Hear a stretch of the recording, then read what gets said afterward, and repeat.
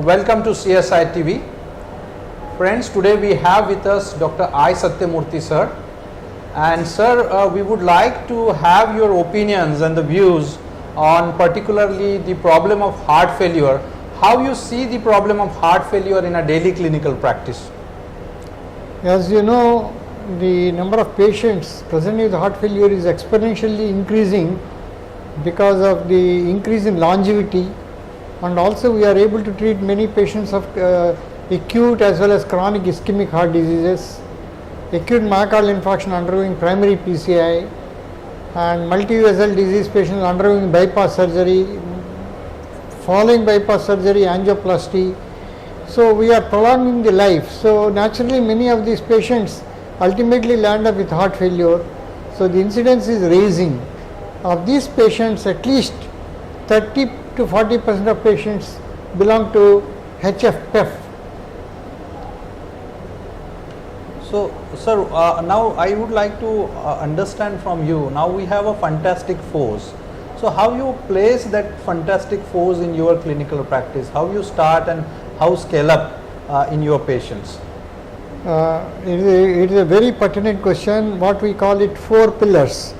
Now the ESC recommendation is start all 4 drugs together unless there is any contraindication. The first being ACE inhibitors or ARBs or ARNI. That is the first group. Second, beta blockers. Third is MRAs. Last but not the least is SGLT2 inhibitors. So SGLT2 inhibitors goes along with other 3 drugs. But the only problem is ACE inhibitors or ARNI, because the patient is having heart failure with low ejection fraction, low blood pressure and renal impairment.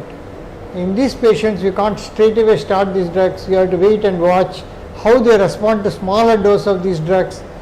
Depending upon how they tolerate this drug, you can escalate the dosage of these drugs. And there is no point of starting ACE inhibitors or ARBs in heart failure. Straight away better to go for ARNI. So sir, this ARNI and SGLT2 has changed the landscape of heart failure management, and now they are very available at very affordable price. So the access to these medicines are quite high at this point of time. So in this point of time, as a senior cardiologist of the country, what are your views, or what would be the message you would like to give the large number of cardiologists practicing across the country?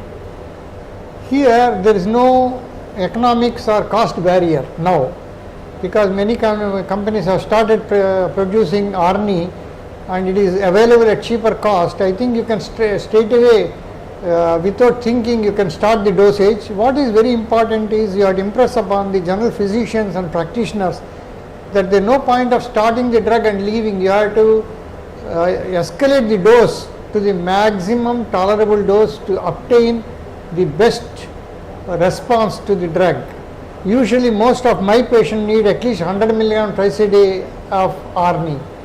Not just start half tablet twice a day, 50 mg half tablet twice a day is not sufficient. We have to escalate. Whereas the dosage requirement for beta blockers also needs to be titrated, but not much as regarding mineralocorticoid stimulating hormone, that is MRAs, and also SGLT2, they have got fixed doses. Yeah. So at this point of time, we always try one important therapy, but may not attend attend in a day-to-day clinical practice is the iron deficiency, and many of Indian patients are having iron deficiency. So at this point of time, sir, how you look forward for this therapy, particularly IV iron? IV iron is very major component of treatment. Many cardiologists only look at cardiological aspect. One should try to do serum ferritin levels along with hemoglobin and also TSAT. If TSAT is less than 20%, it is essential to give ferric carboxy maltose at least 1 gram once a week or once every alternate week. And the simplicity of giving this drug is made so simple that it can be easily practiced as an outpatient basis. This is an important component of treatment of heart failure, particularly chronic congestive heart failure in Indian population.